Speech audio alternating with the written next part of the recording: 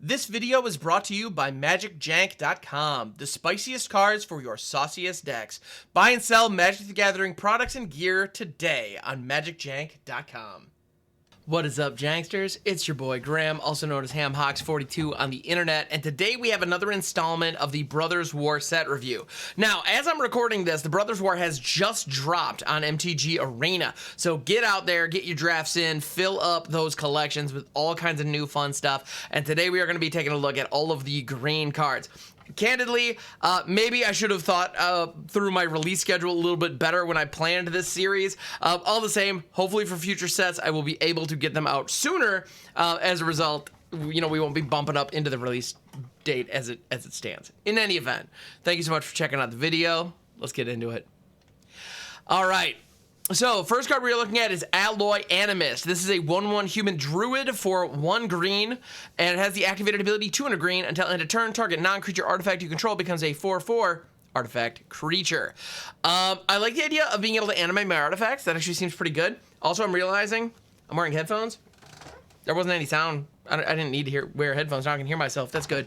In any event, so Alloy Animist, being able to turn non-creature artifacts into 4/4 artifact creatures is meaningful. The opportunity to beat your opponent to death with Power Stones seems pretty decent. Like, I like that idea a lot. So this is some quality jank right here. It's also interesting to see green cooperating with artifacts. Historically, green has been the color that absolutely despises artifacts and destroys them efficiently and taxes on them. But that's not the case here. So that's interesting. It's a cool design. I like it quite a bit. I think this has some real jank potential. I also want to put this in like an Explorer or Historic list with Zerta. I know I say that, I've been saying that a lot with Brothers War because I feel like Zerta is getting a ton of new toys, and I love that because we have so many crazy activated abilities. So Alloy Animist, pretty decent. Like, it's just really solid. In draft, this is going to slap because it only costs 1 to put on the field. You get a 1/1 body. Now, notably, you know, you do need to make sure if you are animating a mana rock, like a Power Stone or another artifact that happens to produce mana, you can't really use that mana to animate the artifact. Technically you can, but what will happen is the artifact will likely be tapped, and as a result, well, be kind of useless as a creature, except it will be vulnerable to kill spells, which would be pretty unfun. So be aware of that, be careful about that. But in the end, I feel like this card is actually fairly solid, and there are good jank builds that could take advantage of this. As long as you have good cheap artifacts. Well, I say cheap. You don't necessarily need to be cheap, but just good artifacts lying around that you can animate and beat face. This can actually get in for a sneaky amount of damage in the game, I suspect. All right, next up, we have our Gothian Opportunist. This is a 3/2 for 2 and a green. When our Gothian Opportunist enters the battlefield, create a tapped Power Stone token. This reminds me very much of Jewel Thief from Streets of New Capenna, which was a 3/3 Vigilant Trampler, and when it entered, created a treasure token. Now, I feel like the comparison between that and our Gothian Opportunist is a really good kind of yardstick to justify, or judge rather, how highly Wizards values Power Stones. It would appear that they value a Power Stone significantly higher than a treasure token, because in this case, for the exact same cost, you get a 3/2 vanilla and a Power Stone. Whereas Jewel Thief was also a common, gave you a Vigilance Trampler with a higher toughness rating, in addition to the treasure token. So I don't know if I agree with that assessment. We shall see. This card is fine. I mean, you really want to be, like, if you have ways to blink this and you can really benefit from having a lot of Power Stones lying around, it's not terrible, but in general, I don't love this. The fact that it costs 3 is a very expensive cost. You need to be getting value out of that Power Stone. In Limited, this actually looks pretty good because the 3/2 body is a real factor on the board that the opponent needs to respect while also getting a little bit of ramp. I mean, if you've got a 5-drop artifact, you drop our Gothian Opportunist on 3, you drop that artifact on 5. That's feeling pretty good. In Constructed nowadays, I don't think it's good enough, unfortunately. All right, next up, we have our Gothian Sprite. This is a 2/2 for 1 and a green. Our Gothian Sprite can't be blocked by artifact creatures, and you can pay 7. Put 2 1/1 counters on our Gothian Sprite. This is interesting. Not being able to be blocked by artifact creatures presents a unique situation. we are going to have a lot of artifact creatures running around. However, some of the best creatures in Standard specifically will continue to not be artifacts. We have Rafine, we have Sheoldred, we have, well, I'm trying to think of some other ones. I mean, actually, Urtai's been getting a lot of love recently. We've got, there are some phenomenal cards right now that I don't believe are going to get unseated. I mean, at the end of the day, Sheoldred can block this all day. And that is what it is. So, this doesn't really have unblockable per se, unless you're doing something with it in like a commander deck or in an older format where you have access to cards like Mycosynth Lattice or Astronaut's Transmogrant if you want to go real old school, or Liquid Metal Coating. Then all of a sudden that could turn a permanent into an artifact. If you have those type of effects, then this becomes much stronger. So whatever the blocker is that you're concerned about, simply turn it into an artifact. Our Gothian Sprite can get in for free. That feels pretty good. Also note, this is a fairy, but it does not have flying, which is kind of unique. That's not something that you see every day. But at the same time, green with a 2/2 flyer for 2 would be way too good, frankly. Like, way too good. Flying is one of the things. Green can do everything. At least make it a little trickier when it flies. Like it shouldn't be able to fly on cheap creatures. That would be, I mean, granted, there are some examples, but all in all, it's not something green should be able to do easily. And so I appreciate that this doesn't have flying from a gameplay, from a game balance perspective. In any event, the other thing I see here is an infinite mana sink. If you have infinite mana, this Argothian Sprite becomes infinitely large with an infinite number of counters. Granted, you do have to declare an arbitrarily large number. You can't just say infinite, but all the same, you have a creature that can get incredibly huge. What you do with that is, I mean, in a situation where you have Mycosynth Lattice, Argothian Sprite, and some instant mana, or infinite mana combo, all of a sudden you have a kill shot, like an immediate kill shot, which is kind of fun, but it's very expensive. Very expensive. So this is a common, and I feel like this isn't going to see play outside of Limited. In Limited, it seems pretty good. A 2/2 for 2, it gives you, with situational evasion, it's pretty good. Like, it's just a good utility, cheap creature. In Pauper decks, I could see this being valuable if the format you're playing in has a lot of native artifact creatures. That's a big if. And I don't think a lot of those older formats have a significant number of artifact creatures, so I don't believe that first ability is going to be meaningful most of the time. Yeah, interesting card. I don't think it's going to see a lot of... I don't think it's going to see any constructed play, if I'm honest, but I'm intrigued at the possibilities. It might make its way into a few commander decks. All right, next up, we have Audacity. As somebody who really, really enjoys free audio editing software, I really enjoy this card.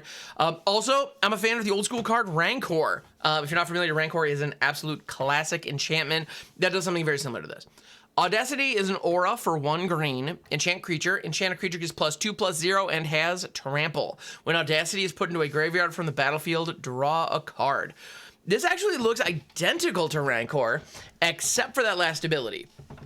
Rancor gives +2/+0 trample, and when the creature when the creature that is enchanted dies, Rancor goes back to your hand. So the whole idea of Rancor is actually, and the flavor text is even hatred outlives the hateful, which is this idea that, like, it is this generational feud, this beef that is surviving beyond the one creature into the next, which is really cool. Like, it's a fun way. It's a fun card, and it's very powerful. With Audacity, we even see a similar take in the flavor text. Bravery outlives the brave. The idea that we're inspiring those who come behind us is actually really cool. Like, from a flavor perspective, I love this. And the way that flavor is presented mechanically is that this creature has a power boost and trample. However, it does not have a toughness boost. And so as a result, it is likely going to die in its charge, but it gives you a card. So it is bolstering you to continue your fight even after it has, paid the price, so to speak. So cool idea, cool card. At the end of the day, this is a slam dunk home run in decks like Ivy, Gleeful Spell Thief, Light Paws, which could be the same deck, frankly. Also, in situations where you're rocking Vesuvan Duplimancy, like if you're working like with Vesuvan Duplimancy, Ivy, that kind of situation, Audacity is great because it only costs 1. It's going to draw you additional cards. and it gives a really very real power boost. If you have an Ivy down and you hit another creature with this and you get the copy, they both get the +2/+0 and trample. So as a result, you're giving trample and a notable power boost to 2 separate creatures. Pretty good stuff. I think this is I think this is real. Like this is actually a pretty good card in decks that can leverage auras. If you can't leverage an aura, you're still going to be passing on this. But Price is right. It does the thing. Next up, Awaken the Woods. Speaking of doing the thing, this card is nothing short of busted. Sorry, I shouldn't lead with my impressions, but it's true. Sorcery, X, green. Create X, 1/1 green forest dryad land creature tokens. So, there are a myriad of cards that say when a creature enters the battlefield, do a thing. Or do a thing based on the number of creatures you have. There are also a myriad of cards that exist that say when a land enters the battlefield, do a thing. And this gives you both. Like, so if you have a situation where you have, like, Tatiova, Steward of Tides down, you Awaken the Woods, all of a sudden your entire mana base are 3/3 flyers, and all of these dryads have flying because they happen to be land creatures. That is insane. The moment you have like a Brushfire Elemental, you rip this, you just win. Valakut Exploration, I mean, anything from Zendikar just recently that had all of the landfall synergies, Awaken the Woods just... those just burst open so hard. It's not even funny. And I'm not even hitting the best ones here. I'm just going off the dome, and I know there are better ones. Feel free to like mention those in the comments below. What cards would you want to combo with Awaken the Woods? Because at the end of the day, creating X lands out of nowhere that are also creatures is insane. This is an automatic, like, slam dunk, home run commander staple in any landfall strategy. Any of them. Well, because they're all running green anyway.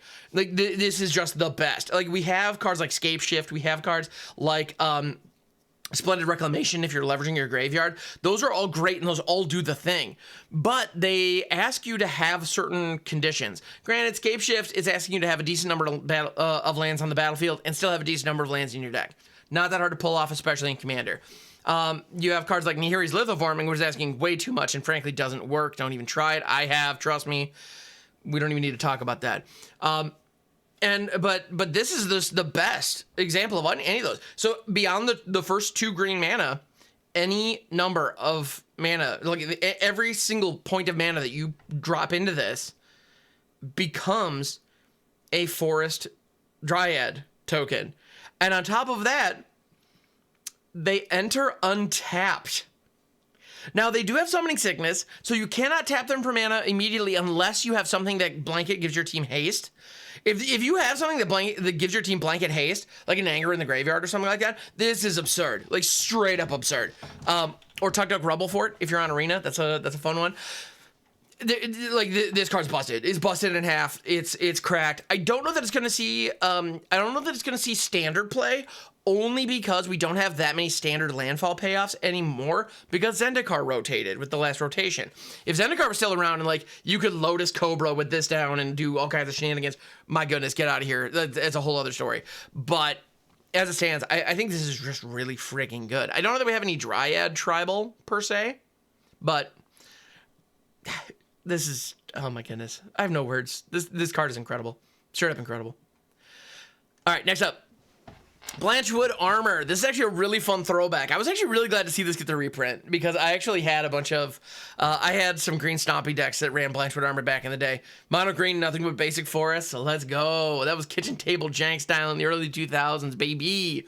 In any event, Blanchwood Armor. Aura, 2 and a green. Enchanted creature gets +1/+1 for each forest you control. Oh, by the way, Awaken the Woods creates forests. Just saying. So Blanchwood Armor would count all those dryads.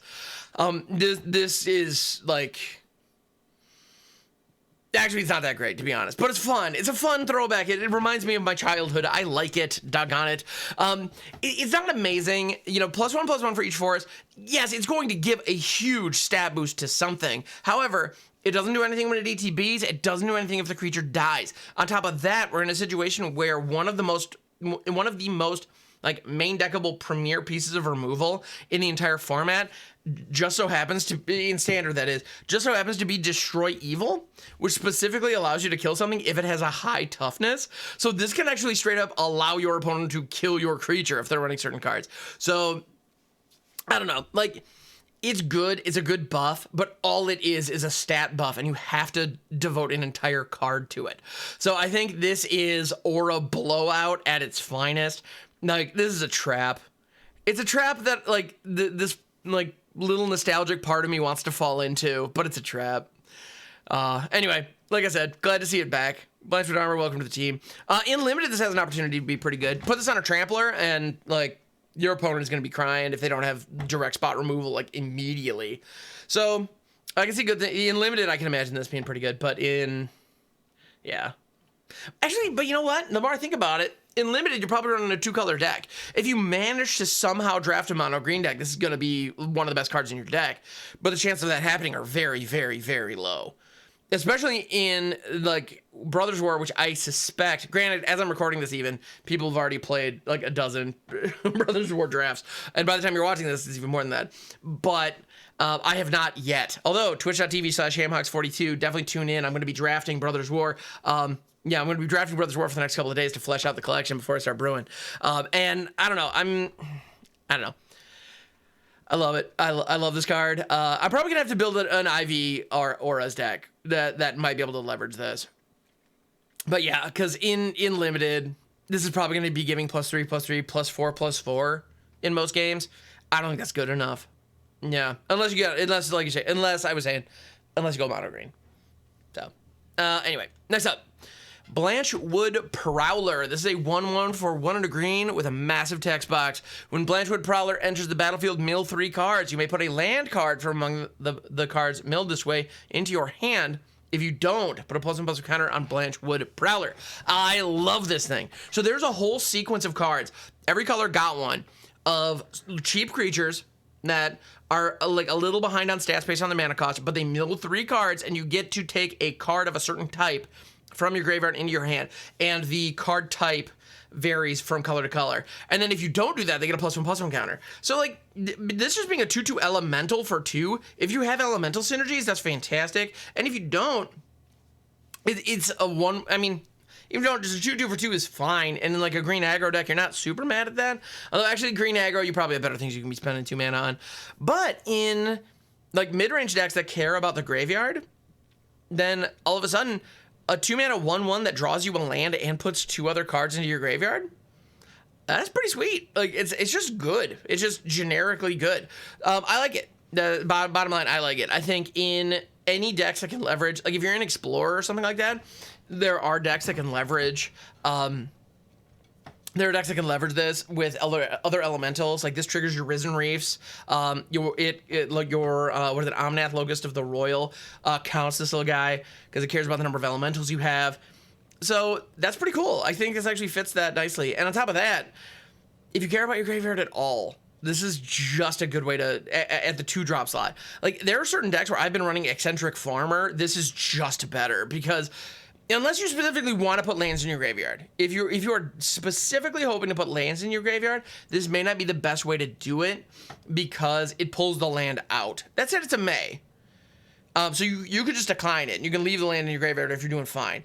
So actually, I guess that flexibility is really important because it could just mill you for 3 and you get a 2/2, and you don't pull anything back. But if you do need the land to make sure you hit your land drop, it can do that for you. Actually, that choice is really nice. Yeah, I think this card's actually just really solid. It just does the thing. Like, if I just want to be milling, this mills for 2. Like, I can totally believe that I'm probably going to put this in some kind of deck alongside Old Rutstein or Stick Fingers and, you know, go to town with this thing. I like it. It's just, it's efficient. It's cheap. Let's go. Next up, we have Burrowing Razor Maw. This is a 4/2 for 2 and a green. When it dies, mill 4 cards. I was just talking about how much I like milling, because I do. I like milling a lot. I'm a big fan of... And by the way, when I say I like milling a lot, I like milling myself. And I love when my opponent mills me. Like, I am the kind of player that when I see the Ruin Crab drop on 1, I'm like, ooh, it's happening, let's go. So I'm all for that. I know I'm a unique case, but it's true. I love getting value out of my graveyard, and if my opponent wants to fill my graveyard for me, I am not going to say no. This, however, is a little too slow. Having 4 power is something. Like, I mean, attacking with a 4-drop or with a 4-power creature is no joke. Problem is, at 3, it's just not quite getting you there. And milling 4 is a good hit. I mean, that's a good chunk of cards. But paying 3, I mean, if I just had a sorcery that said pay 3, mill 4 cards, or even pay 3, do 4 damage to your opponent, mill 4 cards. I'm not feeling it. You know, it's not quite enough. The fact that this can block and trade up is pretty nice. Like, so it's a 4/2, but the best use for this might actually be on defense, because you keep it back and your opponent can't get a 4 toughness creature in. It doesn't kill it doesn't kill Sheldred, unfortunately. What I wouldn't give for this to be a 5/2, but that's okay. We can't win them all. But it takes up a lot of other things, and so it's a pesky blocker that your opponent is going to have to spend removal on. That said, they can spend damn near any removal on it. Notably, Cut Down can't hit it, because the total of its power and toughness is actually 6, not 5. So that's something. It dodges Cut Down, but Infernal Grasps are running around all over the place. Voltage Surges are running around all over the place. This thing's not going to survive, and if it doesn't get a block in before it dies, it's not worth the value. If you can get a block in that actually removes a creature and then you get the mill, cool, you did the thing. But I don't think this is going to do enough in most games. And it's a 3. There's so many good 3-drops right now. Like, 3-drops have to be fantastic. The difference between 2 and 3 mana is just the world. Anyway, so yeah, I don't love it. It's doing something that I want to be doing, but I can see Unlimited it being a perfectly fine bread and butter, like, middle of the road card, but in Constructed, not so much. Next up, we have Bushwhack. This is a sorcery for 1 green. Choose 1. Search your library for a basic land card, reveal it, put it into your hand, then shuffle. Or target creature you control fights target creature you don't control. This card's great. Full stop. This card's great. It helps you hit your land drops, and it helps fix your mana by giving you access to whatever basic land you want. And late in the game, it's a removal spell. A fight spell, like in aggressive strategies, fight spells are huge. They are super important, and they can get the job done. We have seen situations where Blizzard Brawl, granted a more pushed card and much better than this, to be completely fair, but we've seen decks take advantage of Blizzard Brawl where it ends up practically being the finisher by getting rid of a pesky blocker, and in that case, getting a minor power buff. It's incredible. Now, is Bushwhack as strong as Blizzard Brawl? Absolutely not. But it has a similar effect, and it only costs 1. So I think this is actually a very strong card. I don't know that it's better than the other green removal that we have in the format right now, but it's worth a consideration because of the flexibility. The flexibility of being able to go grab a land is really good. Like, don't underestimate that. So if you're in a deck that is capable of producing very large creatures, whether that's because you're running like Ren and 7 or like some prototype creatures, like in ramp decks, this actually is pretty good because it makes sure you hit your land drops, and once you have big creatures on the board, it's just destroy target creature for 1 green. Like, that's great. Yeah, I like it. In certain decks, I think this is going to be a really solid, like, 2 of. You know, nice little piece of removal. Next up, Sentinel Stalwart. I have a feeling people are going to be calling this the Citadel Stalwart a ton, but it's actually Sentinel Stalwart. I think I pronounced that right. I'm not sure. Not Citadel, just saying. 1/1 for 1. Elf Druid Soldier at common. Tap an untapped artifact creature you control. Add 1 mana of any color. This is really difficult to evaluate because we've seen this effect be very good in the past.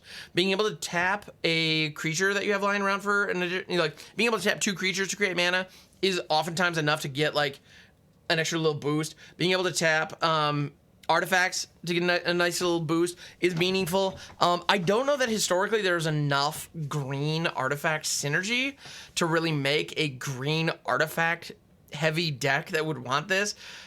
I don't know that that's a thing, but if that does exist, this actually could be really solid. And I think it also depends on what style of artifacts you're running.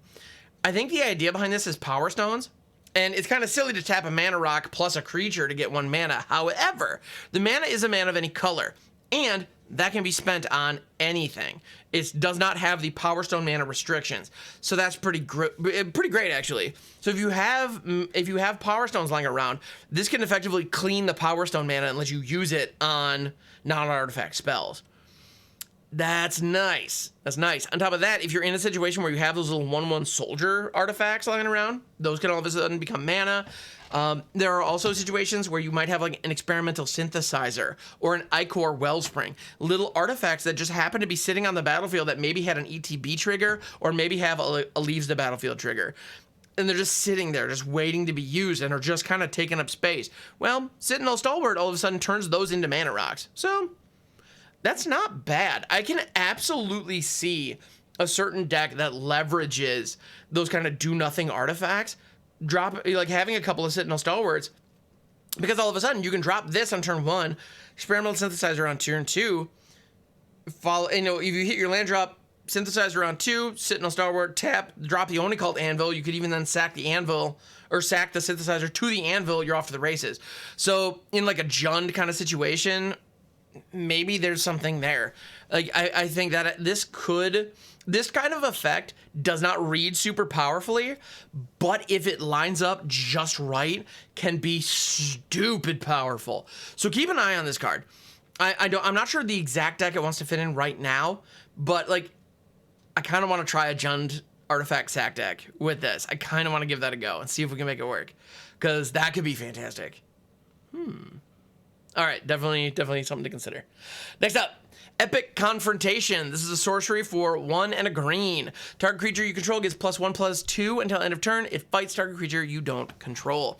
So this, we have another fight spell, green fight spell. It's at sorcery speed, which is a little bit of a bummer, and it also grants Holy Strength, +1/+2. So that's nice, although Holy Strength's traditionally white, but it's fine. It's just a generic stat boost, so I'm not mad at it. I don't hate it. Like, I don't hate it, but I want this to be an instant so bad.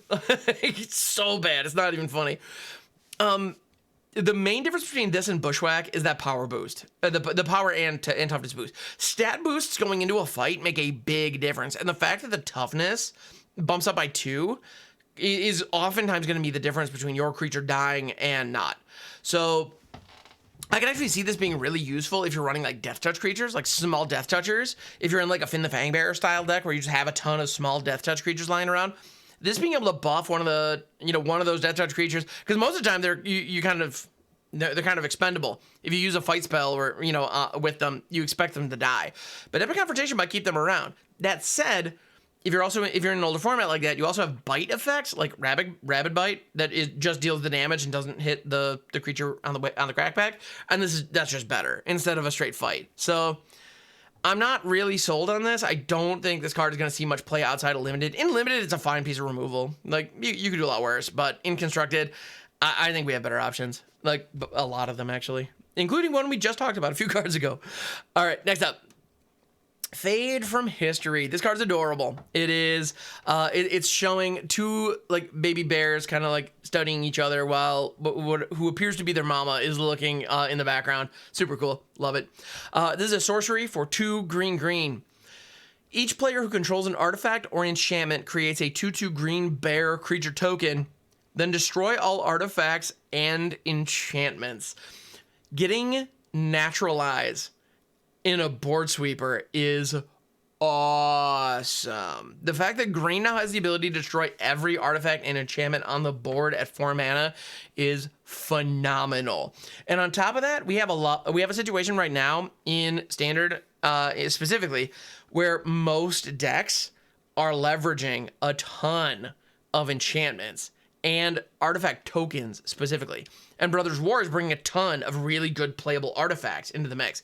So your Reckoner Bankbusters, get it out of here. Your Fable the Mirror Breaker, get it out of here. All those treasure tokens you've been pooping out, get them out of here. You got any blood tokens lying around? Yeah, get those out of here too. You're sitting on Wedding Announcement? Well, too bad, get it out of here. This thing is awesome. Fade from History is a slam dunk home run in Standard if you are running green. I think there is a case to be made if, depending on how the meta shakes out, we're gonna see how the meta shakes out once once people get their hands on the cards and things kind of settle down. We'll see how it looks. But I fully anticipate like, this card would have been decently playable in Dominaria United Standard. Like, it would have been okay, and actually would have given the green decks a shot, because like mono green aggro hasn't really been a thing for a long time. Like, it got kind of kicked in the teeth in this last rotation, and it hasn't really rebuilt itself. And this is a really cool opportunity to do that. Additionally, it's important to note, each player who has an enchantment or an artifact gets 1 bear. They can have 1,000 artifacts. This is going to destroy all of them. They only get 1 bear. So no matter what else happens, they have 1 bear. So you are going to have to deal with the bear. Oh no. But compared to all the value they were generating off of everything else they had, getting down to just 1/2/2 is fine. I think this card's fantastic. I think this card is absolutely fantastic. Run it, by the way, also run this in your commander decks if you really want to piss off the whole table. It's like, hey y'all, have you been enjoying your mana rocks? Well, stop it. Like, I couldn't help but notice that mana vault over there. How much you pay for that? About that. Yeah, it's great. Fade from History rules. This card's fantastic. All right, next up. Falagi Excavation. This is a sorcery for 3 green. Create 3 tapped Power Stone tokens. You gain 3 life. This is unplayable. This is straight up unplayable. There is not... I mean, I really want artifacts to be entering the battlefield. Like, I need to really want artifact ETBs for this to be even, like, anywhere in the discussion. This is suffering from a couple of different things. To be honest, in the cards we've seen so far, anything that is an instant or sorcery that really just creates Power Stones, like, yeah, we're gaining 3 life, which is not nothing, but it's not much. Like, the main, you got to be getting value out of those Power Stones, otherwise this just totally blows. So, like, cards that create just Power Stones are not good. I do not believe they have what it takes. Like, I think Power Stones are decent. Like, I think we are going to find a lot of uses for them, but I don't think we want them enough to devote entire cards just to get them. And especially 3 of them for 5 mana. Like, if this was 3 mana and you got 3 Power Stones, different story. I'm thinking about it then. Or even if it was 3 mana and I got 2, then all of a sudden I'm thinking about it. But at 5, I need to be doing something. Like, this actually suffers from a problem that a lot of limited experts talk about, where it doesn't impact the board state. And yes, it ramps you, but it's ramp that you have to spend on an artifact or an activated ability. And you already have 5 mana lying around. So there's, like, we have this question of, is it enough impact on the board state? Answer is no, it's not. But on top of that, like, it doesn't put a blocker down. It doesn't give you additional power on the attack. It doesn't draw you cards even. Like, it doesn't give you, like, you spend a card and all you get are 3 tokens. Like, but on top of that, you're ramping at 5. Any kind of spell that costs 4 or 5 to ramp you is generally not great. Or at least it has to be really frickin' good at what it does to be worth it. Because once you already have 5 mana, like, even in a limited context, your opponent's going to be attacking you. Your opponent is going to be on some kind of clock. So the chance of you being able to just kind of, like, take turn 5 off to just jam 3 Power Stones, even gaining a couple life, like, gaining the 3 life is probably going to be the most meaningful part of this. And yeah, I mean, you have to be following it up with, like, a 9-drop artifact for that to be, for this to be any good. And I mean, prototype's a thing. Like, there are prototype creatures, and there are some actually prototype creatures we're going to be talking about later today that are gigantic. That, I mean, if you're running those, then this might be decent, but I don't think so. I don't think this card's where it's at. All right, next up. Oh, we have Fauna Shaman. This is an elf shaman, 2/2 for 1 and a green. Pay 1 green, tap, discard a creature card, search your library for a creature card, reveal it, put it into your hand, then shuffle. So this is a reprint. And the fact that we live in a standard where we have Monastery Swiftspear, Liliana of the Veil, Fauna Shaman. I'm trying to think, there's at least 1 or 2 other, like, modern staple. Oh, Diabolic Edict, which actually just joined modern. Like, bonkers. We live in a wild time to be playing standard right now. And Fauna Shaman is phenomenal. This card's great. It's an elf. It's a 2/2. So if you have any elf synergies, this is gonna be fantastic. The other thing it does, most importantly, the thing it does is it allows you to discard creatures. discarding a creature card is actually really, really good. So I can totally see Jund Reanimator decks that are already a thing in Standard. I'm a big fan of them, and I know there was at least one, I believe actually just one, Jund Reanimator deck that was registered at the World Championships. So it is a thing. The deck is good. Fauna Shaman makes it better, because all of a sudden, if you're in a situation where even if you have a ton of mana lying around, you pay 1, tap, discard your Titan of Industry, go grab another Titan of Industry, you know, and then you play 1, or you could like then play your Cruelty of Gix, get the Titan back, boom, Bob's your uncle, you're off to the races and having a great time. And that's just one example. Like Fauna Shaman can give you access. The other thing that this does, because it's a repeatable tutor, you can put toolboxy creatures in your deck at like one-ofs, even in the main deck, because Fauna Shaman can go find them in the right situations. Like, is there a problematic permanent on the board? Great, go grab your Outland Liberator, Artifact or Enchantment. Go grab your Outland Liberator, go blow it up. The other thing that this actually combines really beautifully with Howlpack Piper, which is a card from one of the recent Innistrad sets that actually has the ability to pay, I believe, 1 and a green, tap, put a creature from your hand onto the battlefield. So in a situation where you have this and Piper, you can go grab your Titans of Industry and just jam them immediately for very little mana on the board. Now, it requires a little bit of setup, and both are squishy creatures, so they will be getting killed. Your opponent is not likely to let you set that up. But if they do, they are in a world of hurt super fast. So this is an opportunity for... Fauna Shaman enables big, crazy green stuff and crazy Reanimator stuff. I'm here for it. I think this card's actually really good. And even in elf decks, even if you're running like a dedicated elf deck, being able to dump a non-impactful like 1/1 or 2/2 elf that would be okay, but giving you a chance to go grab the Lord that helps buff your entire team, or like your Craterhoof Behemoth if you have the mana for it, and just close the game out. I mean, good stuff. This card's just good, straight up. The name of the game, just it's good. Don't know what else to say. All right, next up, Fog of War. If Fog is in the name, I'm listening. This is an instant for 2 and a green. You gain 1 life for each creature on the battlefield. Prevent all combat damage that would be dealt this turn by creatures with power 3 or less. That last caveat makes this card real bad. Real bad. Like real bad. Like I'm not being hyperbolic when I say this. I'm not, and I don't want to be like, I don't know. I don't want to be like a poopy pants about it, but this isn't Fog, and it needs to be. For it to be decent, this has to be Fog, because power 3 or less, like we don't have a lot of super wide strategies. Like this hoses token decks, but even then, it doesn't hose any kind of token strategy that has an overrun style effect. Even something as simple as a Burn Bright completely negates this. Like, yeah, gaining 1 life for each creature is nice. Like, it helps provide a little cushion for you, but it's not enough. I mean, cards like Righteous Cause are an old school, old school cards that just like gain you life when things attack. Like, that's what this is reminding me of. And like, I don't know. Like, in the case of Righteous Cause, it's actually an enchantment. It's actually a pretty bad comparison. But I don't know. As far as like Fog style tricks, the whole goal of, like, if you're not familiar, by the way, with Fog, the original Fog, is an instant for 1 green that says prevent all combat damage this turn. That's all it does. It just stops combat damage completely. So it buys you another turn. If you would be dead on combat, you can pay 1 green, you survive another turn. Or if you're in like a commander situation or like a long attrition game, it can help negate a large chunk of damage to help you survive a little bit longer. Great card, super effective, cheap, you love it. I have put my fair share of Fogs on Isochron Scepters just to watch my opponent, concede out of frustration.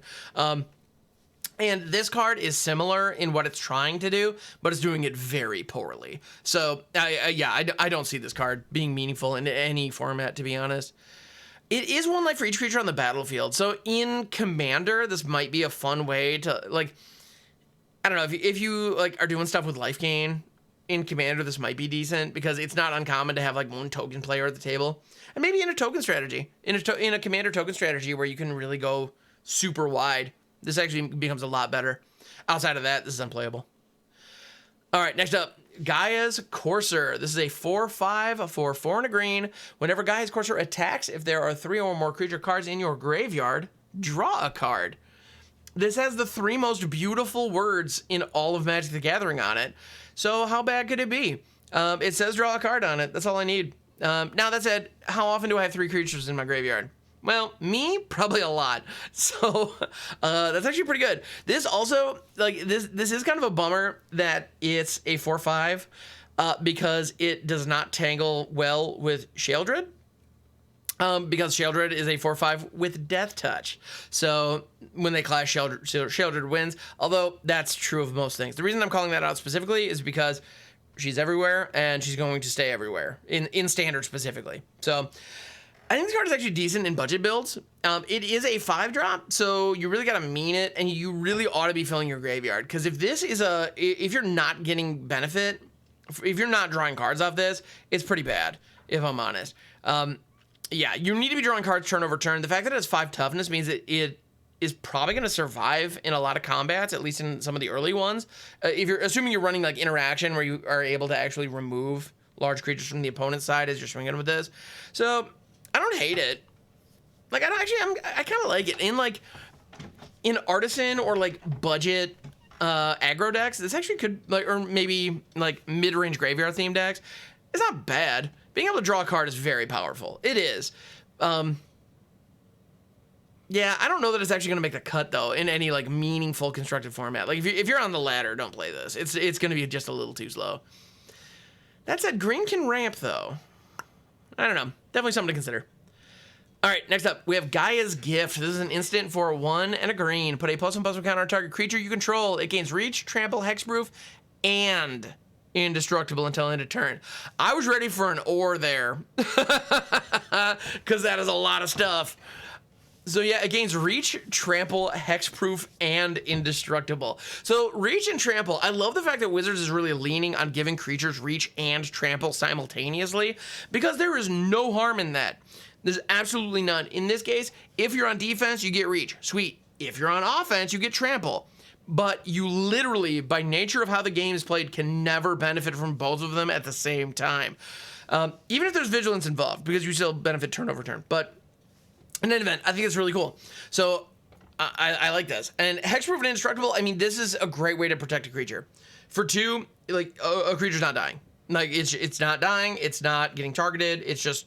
And on top of that, this is a meaningful combat trick. We've seen Snakeskin Veil actually be really good and very playable. Not only because it gives hexproof, but it also gives that +1/+1 counter. This is giving trample and indestructible and reach into the mix. So yes, it costs 1 more than Snakeskin Veil, but I would say it's a lot better.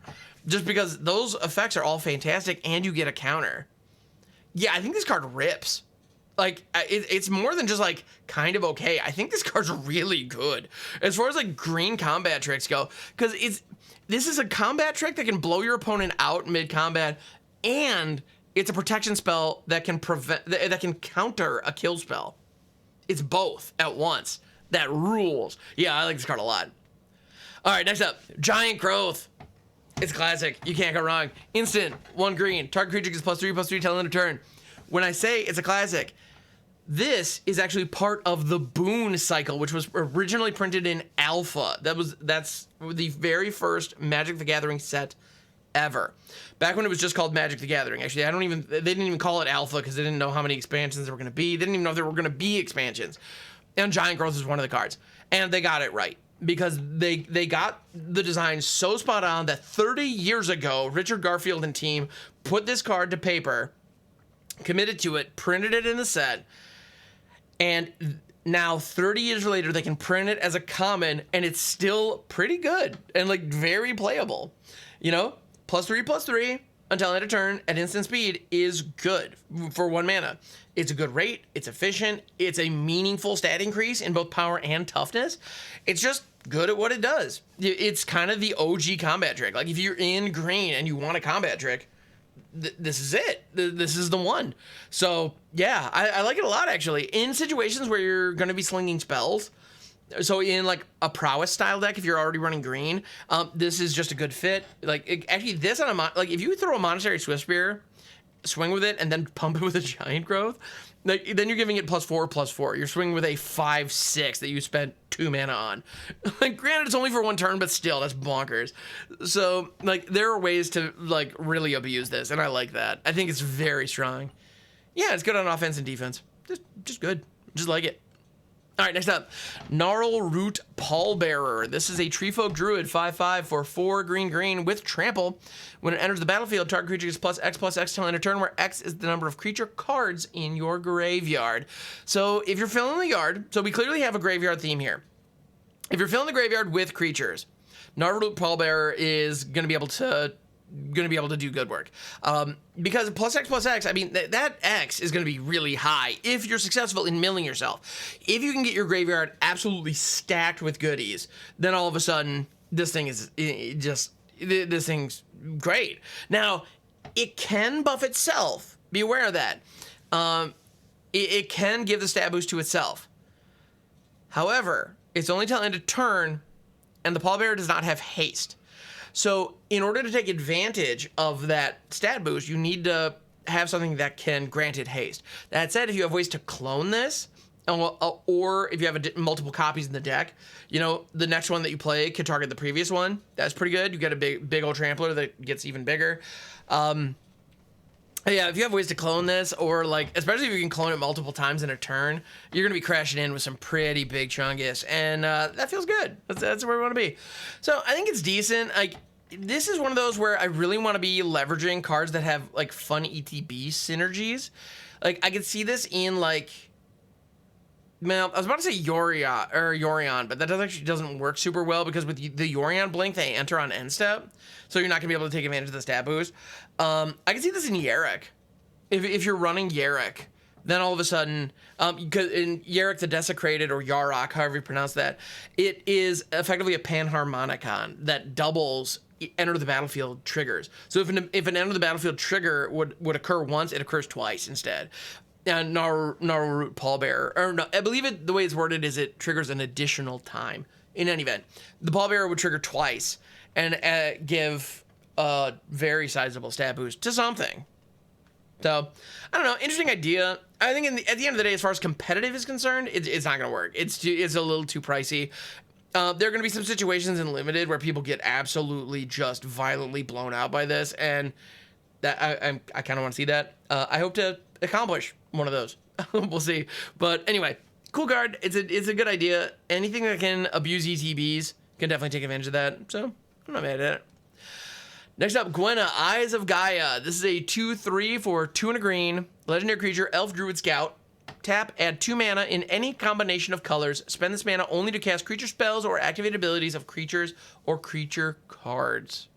Of a creature or creature card.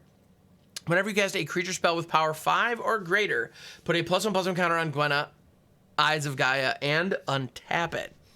So this card's actually pretty great. It is a mana dork in creature-heavy decks, so you need to have a lot of creatures already. Now, a lot of green decks or a lot of girl decks already are just loaded to the brim with creatures, so that's not really a concern. And on top of that, like, I mean, but two mana on a 3 mana creature, that's a lot. Like, a lot. And it forces your deck building a little bit, but let's be honest, in a lot of green decks, you were going to do that anyway. You were going to fill it full of creatures regardless. So that's great. If you have a lot of creatures, Gwenna's going to be fantastic. Like, just fantastic. And on top of that, whenever you cast creature spells, whenever you cast large creature spells, so you play Gwenna out on 3, you drop another land, all of a sudden you have access to 6 mana for creatures on turn 4. That's awesome. If you take advantage of that by playing a 5 or 6 drop, let's say you play a 5 drop, you still have 1 land untapped. Gwenna untaps, you can now hit a 3 drop as well. So in 1 turn, you get access to 8 mana, and Gwenna gets a counter. That rules. Like, I think this card is, like, savage. I think this card is shockingly good. You are going to see this card a fair amount, especially in, like, mono green and Gruul Stompy decks. Like a turn 4, and on top of that, actually, could you imagine if that turn 4 is Defiler of Vigor? Because now all of a sudden, all your future green spells could cost less mana, and Gwenna's going to be on tapping when you cast them, or some of them anyway. Like, This is bonkers. I think Gwenna absolutely makes mono green. I think it's a power boost that mono green needed. I don't know if it makes mono green viable, but we're getting close, I think. Oh yeah, make mono green happen, guys. Let's make it happen. All right, next up, we have Hoarding Recluse. This is a 2/3 reach death touch spoder for 3 and a green. When a Hoarding Recluse dies, put up to 1 other target card from a graveyard on the bottom of its owner's library. That death trigger is kind of irrelevant. The ability to hate on like your opponent's tenacious underdog, or like a flashback card that they might be sitting on, like a memory deluge or something, I think that's nice. Being able to get rid of it for the purposes of that game is pretty good. But where this thing really shines is a reach death toucher for 4. Now it costs 4, which is a lot, but this is a stop sign, man. If you have reach and death touch, even flyers can't touch you. That's awesome. Or when they attack, they know their best one is dying. Like if your opponent attacks you with their best creature, no matter what else is coming in, if Hoarding Recluse on the board, that creature, whatever that creature is going to die. Unless it has like first strike or something of that nature. But most of the time, this can kill something. Your opponent's going to be very hesitant to attack when you have Hoarding Recluse down. That's kind of cool. In situations where you can benefit from having spiders, I think this is really exceptional. Major problem with this, though, it dies to cut down. And because it's a 2/3, your opponent could spend 1 mana and knock out Hoarding Recluse. And as a result, I think on the standard ladder, this thing is not going to do anything. I don't think it's going to work, and I think a lot of people are going to be very frustrated that they spent 4 mana on nothing. Like, it's going to get picked off a lot. But your opponent is incentivized pretty heavily to pick it off. So that's usually a sign of a good card. I think this card on its face is very strong. It just costs a little too much. Like, if this to be competitive in Modern Magic, this really should have cost 3. And 3 and maybe be like a 1/3 instead of a 2/3. Because as a 2/3, it's like it can actually attack okay. As a 1/3, it's just a kill spell. Like, it's just the defensive kill spell at that point, which is exactly what it needed to be. So I don't know. I don't love it. Like, yeah, I think it's just too expensive for what you get. But it's a cool idea. It's a cool concept. I don't know. I feel like there might be some Pauper uses for this. I don't know. Anyway, next up. Obstinate Baloth. This is another reprint. This actually used to be a rare, but they downshifted it to uncommon. It is a 4/4 for 2 green. When it enters the battlefield, you gain 4 life. If a spell or ability an opponent controls causes you to discard Obstinate Baloth, put it onto the battlefield instead of putting it into your graveyard. I think this is a very good sideboard card, possibly main deckable if Liliana of the Veil becomes a standard staple, which right now she really isn't. Like, I see her some, but it's not like when she first showed up, people were playing her a ton, and she's kind of fallen out of favor. Like, I see her every now and then, but it wasn't every single game like it used to be. So if Liliana of the Veil continues to be very, very potent in the game, then Obstinate Baloth becomes very good, because Liliana's uptick all of a sudden gives you a 4/4 and you gain 4 life. And then on your next turn, you just attack into her. Unless you have another one in hand and you want her to uptick again. But your opponent's probably not going to do that. Yeah, this is, I don't know. This card is actually just really good. It's just super efficient. Yeah, it's just super efficient. And that's exactly where it needs to be. So I like this effect. This effect of just go straight to the battlefield if your oppo makes you discard it is great. Yeah, unfortunately, it doesn't work super well with targeted discards like Pilfer, or, in older formats like Thoughtseize, because your opponent has a choice. So if they know how Obstinate Baloth works, they're not going to choose it. That said, I can confirm that sometimes when your opponent Thoughtseizes you an Explorer, and they see a Nullhide Ferox in your hand, which has the same ability, sometimes they just go, big creature, get it away, and they click it, and they pay for it. That does happen sometimes. So hopefully that'll happen again with Obstinate Baloth. Hopefully we can take advantage of those kind of, mistakes where people just don't want to read the whole card. But yeah, in general, this is completely dependent on if Liliana remains to be, like, if Mono Black remains a thing and Liliana is a key part of that deck, Obstinate Baloth becomes great. If it's not, Uvenwald Oddity is probably just a better 4-drop, Anyway. decent card. I don't hate it, but yeah, Oppo needs to want us to discard for it to be good. Next up, we have Perimeter Patrol. This is a 3/3 human soldier for 2 and a green. Whenever an artifact enters the battlefield under your control, it gets +1/+0 until end of turn. The fact that it's a 3/3 for 3 is very meaningful. It's also a human. There are a lot of Selesnya human synergies out there right now. So if you have a Selesnya human deck that is going to be taking advantage of, well, actually like Myrel, the white human that produces soldier artifact creatures, that actually works really nicely with Perimeter Patrol, because if you're attacking with both of them, then Myrel creates a bunch of artifacts, Perimeter Patrol triggers a bunch of times, its power becomes much higher than where it started.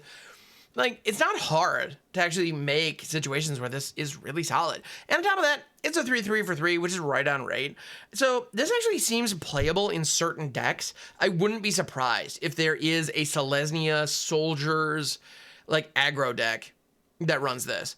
Maybe it's like a 2 of, like, it doesn't seem amazing and there's probably better 3-drops, but all the same, like, I'm not mad at this. It actually looks pretty decent. All right, next up we have Serenth Steel Seeker. This is a 1/2 for 1 and a green, human artificer scout.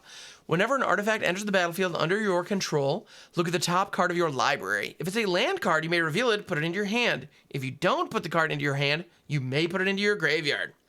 So what this actually says, it says it without saying it. It's a 1/2 for 1 and a green, surveil 1. But it has the added benefit, if it's a land, you just get to draw it.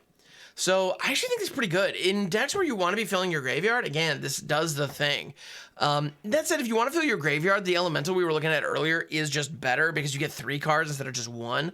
But all the same, if you're looking for that style of effect, this is pretty good. Oh, never mind. Check that. I misread it. That's on me. This is whenever an artifact enters. It's not upon it entering. This suddenly becomes much better. Like, much better. Because you're going to be triggering this a lot.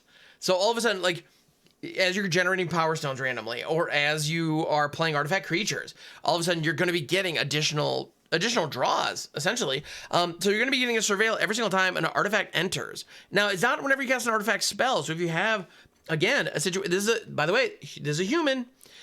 So if you're in a situation where you're running like a Selesnya humans deck, again, running things like Myrel that can produce a large number of artifacts in one go, this gives you an opportunity to dig quite a bit. If you hit a land pocket, you draw straight through it. You just pick them all up into your hand. That's huge, because otherwise that can be absolutely game ending. So that's pretty cool. And but even if you don't hit a land pocket, you can select what you want to draw, and everything else goes into your graveyard. So if you like filling your yard, this becomes really good. I really like this. Actually, I'm just thinking, like, Steelseeker into Fable of the Mirror Breaker. Your little shaman creates treasure tokens upon attacks. That's going to be triggering this. And yeah, I mean, in like Jund, this actually might work. Like, this might be constructed playable. I like it. I like it a lot, actually. Decent little guy. All right. Next up, we have Shoot Down. This is a sorcery for 3 and a green, exile target artifact, enchantment, or creature with flying. This is souped up Broken Wings. We've seen Broken Wings a lot. It is a 3-mana variant that basically says this exact same thing, except it's destroy, not exile. The difference between destroy and exile is a big deal, to be fair. But Broken Wings wasn't playable to begin with, and making it cost 4 certainly doesn't make it playable either. I don't like this card. Even as a sideboard card, they're better removal spells. There just are. To be honest, if I'm spending 4 mana, I'd rather grab that Recluse we were looking at earlier, because it has Death Touch and Reach. I think that's a better kill spell to do with a flyer than this. Yeah. Even in draft, this is sideboard at best. All right, next up. Tawnos' Tinkering. This is an instant for 3 and a green. Put 2 1/1 counters on target artifact, creature, or land you control. Untap that permanent. If it isn't a creature, it becomes a 0/0 creature in addition to its other types. So there are a couple things I like about this. It can target an artifact, a creature, or a land. So you can use it as a combat trick to just buff and untap one of your creatures. Like, and frankly, that's not bad. A lot of times you kind of want that. Otherwise, this actually can animate one of your lands or artifacts. Being able to animate a land or artifact at instant speed can be really handy, because there are a lot of cards that interact with creatures, like making creature copies or, well, also destroying creatures, be aware of that don't interact with artifacts or lands. And so being able to all of a sudden make copies of certain creatures or throw certain enchantments on creatures that do weird things, like, that's handy, that's useful. So being able to turn stuff into creatures that aren't otherwise creatures is nice. Now, it makes them much more fragile because then they get swept up in a lot of board wipes that they wouldn't otherwise, and they're targetable with cards like just Infernal Grasp or Go for the Throat. Well, if it's an artifact, it's not Go for the Throat, but in any event, like, just destroy target creature all of a sudden hits it, which it didn't before. So be aware of that. I think 4 is asking a lot. Like, this needs some kind of combo. Like, you need a combo enabler here, and I don't know what that is. I'm not exactly sure. I want to like this. I do. Because it's instant speed, you very rarely see animate, a land or artifact. And this gives you flexibility on either of those.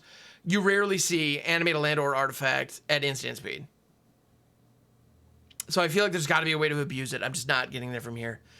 4 mana is just so much to ask for. And you can't spend Power Stone mana on it. So, yeah. I'll have to consider this one. Next up, Teething Wurmlet. This is a 1/1 worm for 1 green at rare. Teething Wurmlet has Death Touch as long as you control 3 or more artifacts. Whenever an artifact enters the battlefield under your control, you gain 1 life. If this is the first time this ability has resolved this turn, put a +1/+1 counter on Teething Wurmlet. If you like artifacts, if you have artifacts, that includes treasure tokens, Power Stone tokens, blood tokens. So again, I'm seeing a lot of tools for like a Jund mid-range artifacts matters treasure generating thing. I'm seeing a lot of tools that could actually make that deck meaningful. And Teething Wurmlet, I mean, it's a 1/1 that you play out on 1. If you generate an artifact on 2, all of a sudden you have a 2/2. Generate another artifact on 3, you got a 3/3. By the time it's a 4/4, it's got Death Touch. So I like these kind of cards that scale with the game because you only invest 1 mana and your opponent is put on the spot. They need to answer this because if they don't, it is going to grow. Granted, what are the chances of actually curving out on like 2 and 3 with artifacts? Not amazing, but all the same, as you get artifacts, this becomes much more threatening. And once you have put 2 artifacts into play, assuming it's on 2 different turns, this all of a sudden is no longer in cut down range.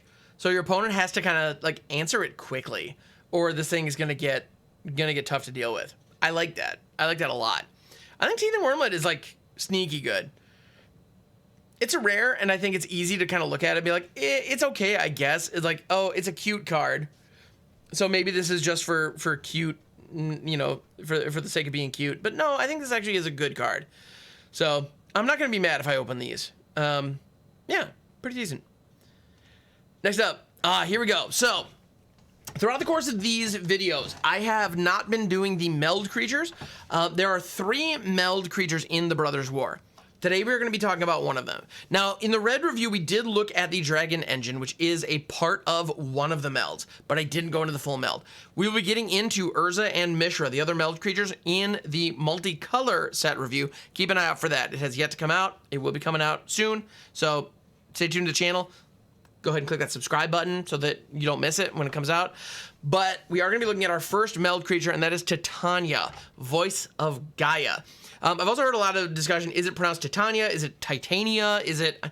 I pronounced it Titania for years because this is a character that's been in Magic for a long time.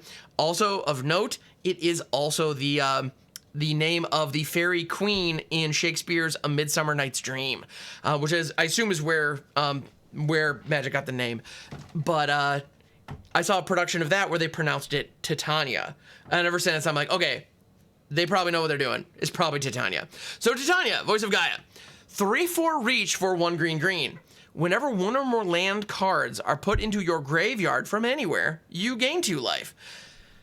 At the beginning of your upkeep, if there are 4 or more land cards in your graveyard, and you both own and control Titania, Voice of Gaea, and a land named Argoth, Sanctum of Nature, exile them, then meld them into Titania, Gaea Incarnate. So, just looking at Titania, Voice of Gaea, we're going to get into the meld ability, but I want to look at the rest of it. 3/4 with reach for 3. 2 of it's green, so you got to be heavy green in order to get her on board in time. But if you're running green, that's, green is the color that can manipulate mana easiest, so I'm not too worried about that. If you're in an older format and you go throw like turn 1, like Elvish Mystic, or turn 1 Llanowar Elves into turn 2 Titania, you're doing the thing, baby. That feels really good. So obviously the card's strong. 3/4 reach for 3, and then whenever a land goes into the graveyard, you just gain life. That helps with your channel lands from Kamigawa. So like if you discard Basaijo to its channel ability to destroy an artifact or enchantment, you gain 2 life off of it. That's pretty cool. Also, this combines beautifully with Slogurk the Overslime, who's a Simic, ooze that cares about lands going into the graveyard from anywhere as well. You get counters in that case. And when Slogurk leaves the battlefield, you get those lands back. So Titania and Slogurk actually go really well together, like shockingly well together. That's going to be a thing. Whether it's meta or not, I don't know, but it's definitely going to be a thing. So I think Titania on her face, great. Card's just rock solid. Now, the other part of the meld, Argoth, Sanctum of Nature. This is a land. It enters the battlefield tapped unless you control a legendary green creature. So obviously you want to have Titania in play before you play Argoth. That's kind of the idea. But any legendary green creature will do. So there are a lot of really good legendary green creatures already. In the multicolor set review, we're going to be talking about a couple. There's actually a Groll legend that is just a straight up 3/3 for 2 with upside. Like, that kind of thing is going to, like, cheap legends really help with this, because a land coming into play untapped versus tapped is a massive difference. But wait, there's more. You can pay 2 green, tap, create a 2/2 green bear creature token, then mill 3 cards. Activate only as a sorcery. So this is putting cards in your graveyard, which you want. If any of those cards happen to be land and you have Titania out, you gain life, great. Or if Slogurk's out, it gets counters, just saying. So if you're milling lands, great. If you're milling creatures, you can potentially reanimate them later. You can do all kinds of good stuff with that. So again, if you want to be milling, Argoth makes sense in your deck anyway, because it is just a decent green card, assuming you have enough green legends to get it untapped a good amount of the time. It's also not legendary, by the way. It's not a legendary land, so you can have multiples of them, and they're just forests. Like fail case, they're a tapped forest. So, I mean, granted, a tapped forest is not great, but in a lot of situations, it's going to be an untapped forest, and that's nice. We like that. And that activated ability, you can get decent value, and it puts a body on board. Like, it's a chump blocker, if nothing else, and you milled. So, note, the mill is not a May, so if you want to just put a bear on board, you will be milling yourself. So if it's a long, grindy game, that actually might be a bit of an issue. You need to be aware of, people compare this land to Castle Ardenvale, which is a white one that you can pay 4, tap it, and create just a 1/1 token, which in some really unpleasant control decks, that is actually the primary win con, which, by the way, if your primary win con is a 5-mana 1/1 that you can do turn over turn, I don't want to play against your deck, just saying. But this one, you do have a little bit of a clock because you are milling yourself, so you need to be aware of that. If you're taking advantage out of the graveyard, though, that's okay. But so on its face, Argoth is fine. Not amazing. In certain decks with a lot of legends, it's decent. Like, it's a decent land. And Titania is great. On rate, she's just a really powerful creature. Just very good. If you control them both, and, and how many is it? 4. If you control both of them and you have 4 lands in your graveyard, they meld together and become Titania Gaea Incarnate. If you're not familiar with meld, what you're literally doing is you're taking 2 cards, flipping them over. Actually, here, let me show you real quick. You're literally flipping both cards over and putting them together. Here is what the backside. So if you open Titania in a physical booster pack, the backside of the card is literally this. It is the top half of Titania Gaea Incarnate, and the same is true with Argoth. The bottom half of the backside of Argoth is literally the bottom half of Titania Gaea Incarnate. And so when you put them together, you get a card that is literally twice as big as every other permanent on the battlefield in Titania Gaea Incarnate. It is a star legendary creature elemental avatar with vigilance, reach, trample, and haste. Yahtzee. What more do you need? Titania Gaea Incarnate's power and toughness are each equal to the number of lands you control, aka a lot. When Titania enters the battlefield, return all land cards from your graveyard to the battlefield tapped. And you can pay 3 and a green, put 4 +1/+1 counters on target land you control. It becomes a 0/0 elemental creature with haste it's still a land. This is amazing. When she ETBs, she Splendid Reclamation. It brings all the lands from the graveyard onto the battlefield tapped. If you have any kind of ETB shenanigans, that is going to just be a home run slam dunk. In landfall decks right now, in older formats like Historic, Explorer, Titania's a kind of an, just put her in. Because she's going to be a threat your opponent needs to deal with. You can keep your other win cons. But if you're doing things like Scapeshift, like Awaken the Woods, if you're doing those kinds of abilities, Titania's kind of a natural fit. Because, if you Scapeshift for, 5, you can go grab Argoth, get it onto the battlefield with Scapeshift, and then Titania and Argoth will trigger. You have 5 lands in your graveyard. You get Gaea Incarnate, you get all those lands back. That kind of situation is disgusting. And, yeah, she's just really good. I like this card a lot. And the meld creatures, all of the melds, so all 3 melds have a very clear downside, a massive downside that I cannot overstate. This is 2 cards. However, it is a single creature. If your opponent has a bounce spell or a kill spell, they can hit all of Titania Gaea Incarnate with 1 shot. If they hit this with an Infernal Grasp, you lose both cards. They're gone. Well, they go to your graveyard in that case. And what happens when a meld creature dies, the cards split apart and enter the graveyard. You can select the order that they go into the graveyard, I believe. Or if they go to the top of the library, bottom of the library, go back to hand, they split apart into 2 separate creatures and they're back to their front faces. So if you want Gaea Incarnate back, you need to play them both again and meet the meld requirements again. So it's a little bit of a bummer. Be aware of that. So there is massive blowout potential when you put all your eggs in this one basket. That said, with Titania, at the very least, you get that Splendid Reclamation effect. So that's nice. Yeah, I think this card is actually very strong. It's very strong. It demands an answer, which I think is true of a lot of the melds. Actually, I think all 3 melds. Actually, most melds that they've ever printed have kind of demanded an answer. And that's good. I like cards that force your opponent to take action. Yeah. So let's see. Next up, we have Titania's Command. This is a sorcery for 4 green. Choose 2. Exile target player's graveyard. You gain 1 life for each card exiled this way. Search your library for up to 2 land cards. Put them onto the battlefield tapped, then shuffle. Create 2 2/2 green bear creature tokens. Put 2 +1/+1 counters on each creature you control. In Constructed, so I've talked a lot about the commands throughout the course of this series, and I don't love them. I think all the commands are very expensive, and they don't really give you a ton of value. This one might be a bit of an exception in certain places. The fact that it can blow up a graveyard and gain you a bunch of life is actually really good. As somebody who loves his graveyard, I hate this idea. It's a thanks, I hate it kind of moment. Because that mode is going to gain you a ton of life and eliminate a number of threats for you right away. If it's late in the game and your opponent has dedicated a lot of resources into filling their graveyard, that hurts them badly. So that's nice. I think that mode, when it's applicable, is very, very, very good. The other one, search your library for up to 2 land cards and put them on a battlefield tap and shuffle, is actually pretty sweet. That mode is way better than it first reads because it doesn't say basic. You can grab any land you want. Now, I don't see that making a huge stink in Standard because Argoth is the 1 land I can think of that I would like to be fetching regularly. We also have another utility land coming into Standard in Blast Zone, which is pretty nice. But otherwise, if I'm using a 6-drop to fix my mana, I'm going to be pretty pissed. So I definitely want to be grabbing utility lands.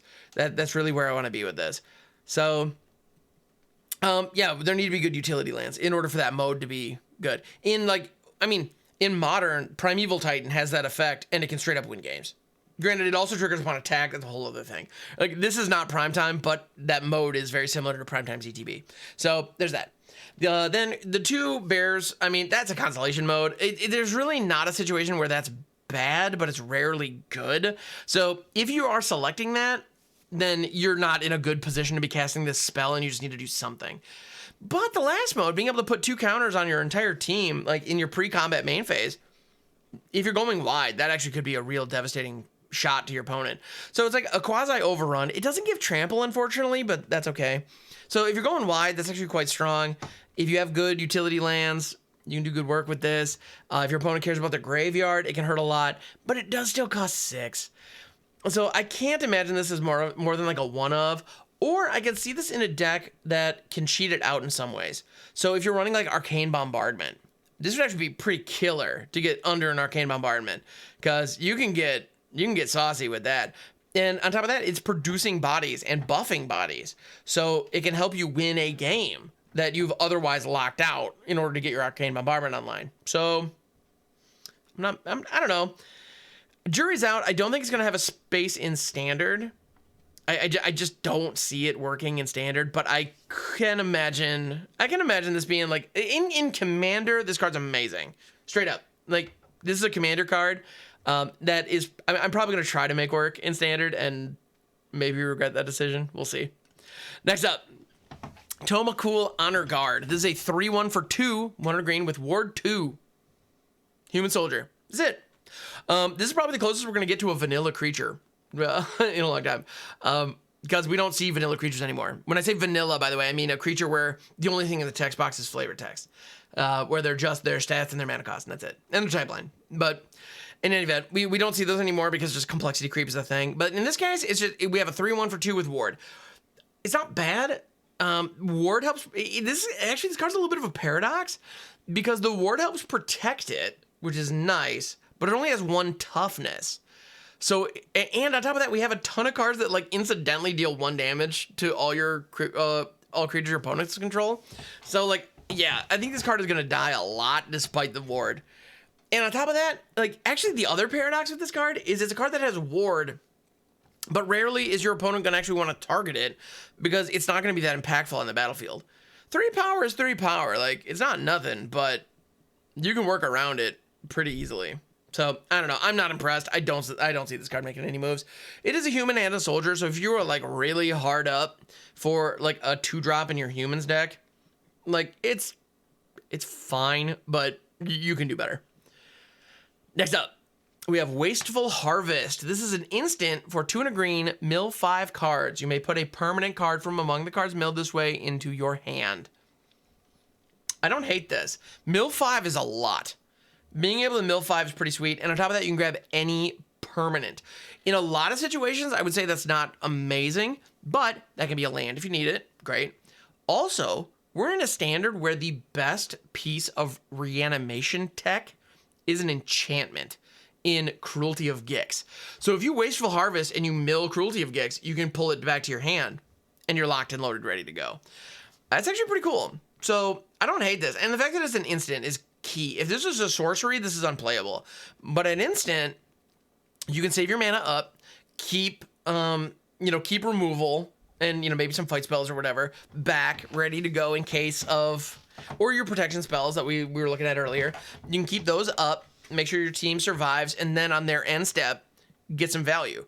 So I don't hate it, actually. I think Wasteful Harvest is pretty decent. In those mill strategies, in the like Urborg, Lurgoyf, old Rutstein decks, this actually could be really strong. Like, maybe it's like a 2 of, maybe a 3. I don't see it as a full 4, just because the 3-drop slot. I mean, in a lot of those decks, this is going to be competing with Fable the Mirror Breaker, which not only provides like a body that ramps you that can become a Kiki Jiki, it also helps you fill the yard with the Chapter 2 effect of, draw 2, discard 2. So, it's discard 2, draw 2, but in any event, like, I don't know, like, I feel like this card is decent in the right situation. Actually, so I'm thinking in Jund Reanimator, because Jund Reanimator is the known quantity that's pretty good, but maybe there's a Sultai Reanimator deck that isn't obviously not running Fable that could leverage Wasteful Harvest. Interesting. Because then, actually, if you're in Sultai, you have blue, so you'd be holding up counter spells in addition to everything else going on. That actually might be this actually might be one of the key pieces that we need for Sultai to become viable and Standard again. Okay, I like this. I like this a lot. All right, next up, we have Boulder Branch Golem. This is a 6/5 for 7. When it enters the battlefield, you gain life equal to its power. So 6/5 for 7, gain 6 life is pretty decent. And this is a common. It's generic mana. Sweet. It also has Prototype. For 3 and a green, you get a 3/3. So for 4, you get a 3/3, gain 3 life. Not amazing, but fine. And then if you can blink it, or if you can like bounce it, replay it, something of that nature, then all of a sudden, in ETBs, you have a 6/5 and you gain 6. Notably, a lot of the prototypes have ETBs that say if you cast it, then you get the benefit. This one does not say that. So if you blink it with like a Touch of the Spirit Realm or something like that, you do gain 6 life. So that's actually pretty decent. Like, I think this card is not bad. It's not amazing, and I don't think in Constructed it's going to be particularly good. It would have to line up just right in like a fight rigging style shell that's using blink stuff. And even then, I think there are better options for that kind of a setup. But all the same, I think in Limited, this card is going to absolutely rip. There is a style of card that has become absolutely ubiquitous in every set at common or like at worst uncommon, but I think they're almost all commons, where it's just a big green critter, and when it enters a battlefield, you gain a certain amount of life. Sometimes they come with the different benefits. Sometimes they're, 7/6, sometimes they're 6/5, sometimes they're 6/6s. Like, they're your Honey Mammoths, your Ravenous Lindworms, your Hill Giant Herd Gorger. That style of card, every set has one. And to be honest, they're all fairly forgettable.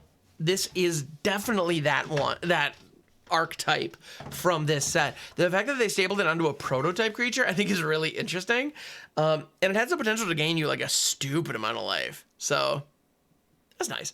I don't know. It's a decent little card. In Limited, it's really good. I don't think it's going to see Constructed play. All right, next up, we have Cradle Clear Cutter. This is a 3/6 Golem for 6. Tap to add an amount of green equal to Cradle Clear Cutter's power, and it prototypes for 2 and a green, and you get a 1/3. I think this card's actually really, really, really, really, really good. And I think it's really, really, really, really, really good for one simple reason. Green has a ton of pump spells and a ton of ways to put counters on stuff. So the joke behind this card is it's a 1/3 for 3 that taps to create 1 green. Or you get a 3/6 for 6 that can tap to add 3 green. On its face, that's fine, but kind of underwhelming. Like, a 1 mana dork for 3 mana casting cost is not good. It's just not. However, in one turn, if you throw Cradle Clear Cutter as a 3-drop, you then hit it with Giant Growth, you spent 1 mana, you can now tap it for 4. Granted, you have to spend a card to do that, so that's not necessarily the best, but we have a number of spells that are capable of putting counters on things. If you're using this to ramp up to a Defiler of Vigor, for example, again, I brought up Defiler a couple of times, but Defiler of Vigor straight up says every single time you play a green permanent spell, then you put a +1/+1 counter on your entire team. I also want to point out with prototypes, if you cast Cradle Clear Cutter for its full mana value, the non-prototype cost, it is not a green creature. It is not a green spell. If you cast it for its prototype cost, you have spent green mana on it, and the permanent is green. Note that text box is green. So it is a green spell. So if you have a Defiler of Vigor down and you cast a Cradle Clear Cutter or any prototype creature for its prototype cost, you will get the Defiler of Vigor trigger. If you cast it for the full price, you won't. Be aware of that. So, and that's true with all the Defilers, by the way. All the Defilers have, if you cast a certain, like a permanent spell of a certain color, do a thing. They do care about that. And the prototypes do care about the colors. So be aware of that. Yeah. But I think if you have ways to buff this is going to be insane. Because it doesn't care about what, it doesn't say add an amount of green mana equal to the power when it entered the battlefield. It says its current power. So if you can buff Cradle Clear Cutter's power, it's going to ramp you to the frickin' moon. And I like that. So I want to put this in decks that can buff power. Maybe like Unnatural Growth is a card from Midnight Hunt that's pretty awesome. That doubles creatures' powers on your team. Like, that can open up some insane lines with this thing. And I want to take advantage of that. Next up, Haywire Mite. This is a 1/1 insect for 1. When it dies, you gain 2 life, and you can pay 1 green, sacrifice Haywire Mite, exile target non-creature artifact or non-creature enchantment. Hey, that is a nice Fable of the Mirror Breaker you have. I noticed it hasn't flipped yet. Get it out of here. Hey, that's a nice wedding announcement you have. Get it out of here. That's a nice one with the multiverse or arcane bombardment you have chilling over there. Yeah, no, get those out of here. This card is awesome. Straight up awesome. It's awesome. You don't even need green mana to play it. You need green mana to activate it, but you don't need green mana to play it. If you want to be playing artifacts, this does the thing. If you want to be sacrificing artifacts, it can do that itself. Every time it dies, you gain life, so it's just a nice little bonus. And it's a destruction. You can blow stuff up. Now, we have things that can animate artifacts and enchantments right now. Those are very real in like every format on Arena, and of course, like the older you get, the more options you get. But I think this actually is a really good little uncommon that is stupid playable. The other thing that you can do with this, if you have any way to recur it, you could really punish your opponent for going, you can really punish your opponent for, getting greedy with these non-creature permanents. So I like it. I like it a lot. Haywire Mite, welcome to the team. Next up, we have Iron Craw Crusher. This is a 4/6 for 7. When it attacks, target attacking creature gets +X/+0 until end of turn, where X is Iron Craw Crusher's power, and it prototypes as a 2/5 for 4. I can't imagine ever, given the stat lines, I cannot imagine ever casting this for its full price. Ever.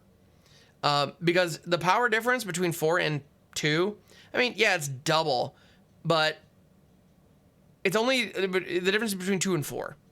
And the mana value difference between 4 and 7 is massive. So, and the toughness goes from 5 to 6. Like, I think the difference between these stat lines is, like, if I'm in limited and it's super late in the game and I just need as big a power hit as I possibly can, then yes, I'm casting it for 7. But, I don't know. The other cool thing, though, is it does say target attacking creature, not target other target attacking creature. So you can buff itself. So this is, for 4 mana, it's a 2/5 that attacks as a 4/5. So that's pretty cool. And if you have other creatures, you can spread it out. So that's nice, too. Like if you have like a First Striker or a Trampler or something, you can pile on its power onto that creature. So I like that. Again, this is a situation where if I have ways to buff my creature's powers, I want to be doing that here. Because this basically lets you double up. Like if I have a Giant Growth, I can hit this before combat. I Giant Growth my Iron Crusher before combat. I'm now looking at a 5/5. I attack with it and something else. That other thing gets +5/+0, or this becomes a 10/5 all of a sudden. It doesn't have trample. It doesn't have any kind of evasion. So I don't love it. I probably won't play it, but at the same time, that attack trigger is interesting. I can totally see this as like a cheeky one of if I'm trying to make Ishin work. Because Ishin says that you double all your attack triggers. So I might try to get this into an Ishin deck and see if that can work. To be honest, I would be surprised if it does. Like, very surprised, but could be worth a shot. Next up, Mask of the Jade Crafter. This is an artifact for 2. You can pay X tap, sacrifice Mask of the Jade Crafter, create an XX colorless golem artifact creature token, activate only as a sorcery, and you can unearth it for 3. If I'm ramping, I like this. If I'm not, I don't. It's kind of that simple. It's a 2-drop artifact. Well, actually, you know what? If I'm ramping, I like this a lot because that golem that it creates is going to be very, very large. Other decks where I would consider this is decks where I care about sacrificing stuff. So like in that, we were talking a little bit, or I was talking a little bit earlier about a Jund Oni Cult Anvil deck. Mask of the Jade Crafter might actually work in that because it is a 2-drop that can sacrifice itself for value and create an artifact creature token, and it can unearth and then sacrifice itself for value again with mana that I have lying around. So it actually gives you a lot of stuff you want in that style of deck. But in order for this to be good, you have to get value from like every part. You need to be using every part of the buffalo on this one. You know, you need to get value from the fact that it sacrifices. It's also a 2-drop, so line it up with your other 2-drops to make sure this is worth it. You want to have excess mana lying around, which can be Power Stone mana in this case, which is great.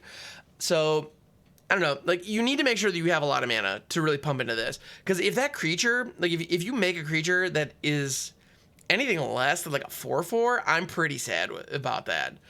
You know, it's just not quite where I want to be. But the other flip side of that is if you just need to chain some sacrifice triggers to get various value, like if you're in an older, like in older formats where you have things like Mayhem Devil, where you just ping every time you sack something. If you have any kind of trigger where you can get value every single time you sacrifice a thing, then all of a sudden this becomes very, very good.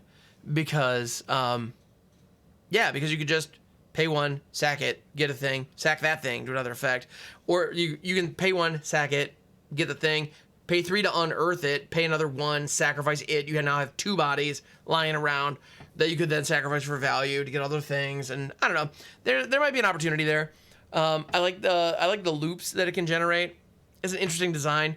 Yeah, I need to be sure that this isn't just a thing where like I just ramp a lot, pour a ton into X, and like I got a big thing. Whee! I don't think that's the winner here. I think there are better ways to do that. Like there are better like Hydra creatures you could be dumping your mana into rather than something like this. Anyway, next up, Perenial Behemoth. This is a 2/7 for 5. You may play lands from your graveyard and it unearths for green. So I like this. I like this effect a lot. I definitely was bummed when Zendikar rotated because Ancient Green Warden was a card in that set that allowed you to play lands from your graveyard. It also doubled up your landfall triggers, which was insane. Perenial Behemoth is not that good. Like, not that good by a long shot. You do get a 2/7, so it can block for days. Like, this thing is not letting anything through, and I like that. But with only 2 power, it's not really killing much, which is a little bit of a bummer. So you really need to be getting benefit out of playing lands from your yard. And that's kind of a catch-22 as well, because if you're milling a lot, you have lands in your graveyard to be able to use. However, if you're running Titania, you want those lands to stay in your graveyard so you can trigger the meld. So you have to be very careful about the number of lands in the graveyard if you're going for Titania specifically. So I don't know. I like the card. I think the idea too is just like in a deck where you're milling a lot, you can just unearth it for 2. You just have a 2/7 for your turn and unearth it before you play your land drop. You play a land out of your graveyard. Your hand is untouched. You've hit your land drop and you have a 2/7 body that you can do stuff with. So I think it's actually pretty good. Like if you're going just from the yard, this is quite strong. And if you're ramping, and milling simultaneously, this is going to be very easy to play at 5 mana. So I actually like this card. I think it's pretty solid. Yeah. Anything that lets me get value out of my yard, man, I'm telling you, it's the best. All right, next up, we have Rootwire Amalgam. This is a mythic 5/5 for 5 Golem. You can pay 3 green, sacrifice Rootwire Amalgam, create an XX colorless Golem artifact creature token, where X is 3 times Rootwire Amalgam's power. It gains haste until end of turn. Activate only as a sorcery. And it prototypes. It's a 2/3 for 1 and a green. Holy crap. So if you have stuff going on, if you can clear the way for 1 good attack, this thing delivers. Also, we were talking about benefits to power. The way prototype is worded, it all keys, the way these green prototypes anyway are worded, they all key off of the power of the creature. So if you have ways to buff the power, again, if you have ways to buff that power, if you're working with the Defiler of Vigor, those kinds of effects, all of a sudden, this thing, even if you played it out as a 2-drop, so it's a 2/3 for 2 that your opponent is like, yeah, okay, whatever. If you have ways to buff it, let's say you bring it up to like a 4/5, or no, sorry, yeah, 4/5. A 4/5 or 5/6, cool. You've done something good. You've got a decent sized body, but it doesn't have trample, whatever. If your opponent lets their guard down, does some combat math, it's like, well, okay, that 5/6 can hit me 1 time, I'll be just fine. Like, well, I have a fun fact for you. It's not a 5/6 hitting you anymore. It's now a 15/15 hitting you because that construct has haste. That's awesome. The other thing I want to use is fling effects with this, because this just creates a massive body. I like this. I like this a lot, actually. And a 5/5 for 5 is totally reasonable. Like, it's not like some of these prototypes, their main mode, like their non-prototype mode, feels really expensive. This isn't one of those. Like 5 mana 5/5 is fine.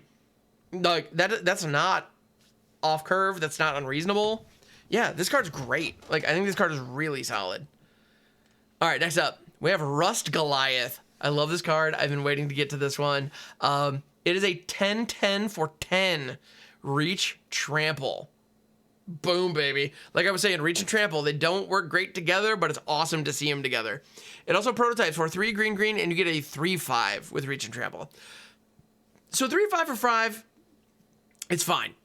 3/5 Reach is a big deal. You can just block a lot. Your opponent is going to be hard-pressed to get through that. And on top of that, you got Trample when it comes time to attack. Pretty decent. If you can flicker this, you've got a massive body. A 10/10 Trampler is something your opponent has to answer immediately. And the fact that we have a powerhouse that your opponent needs to answer immediately at common is dope. I love that. So yeah, this looks to me like it was injected into the Pauper format, because frankly, I think this card looks like an uncommon. Like the power level on this is just really good. So it being a common seems like it was intentionally injected into Pauper. Because I think this is going to make waves in Pauper. Well, maybe not make waves, but I think it's going to be very playable in Pauper. I don't know Pauper very well, but I know a really powerful common when I see it. And I think that's what we have here. Also, like in Commander, if you have cards that care about the casting cost of things, this costs 10 at common. Like right now, like for example, one of my high power EDH decks, I have a Yuriko deck. I'm running 10 drops in there right now just because Yuriko has an ability where if you flip a card off the top of your library, you deal damage based on its mana value. So I have a couple of 10 drops that I can't cast that just are 10 drops.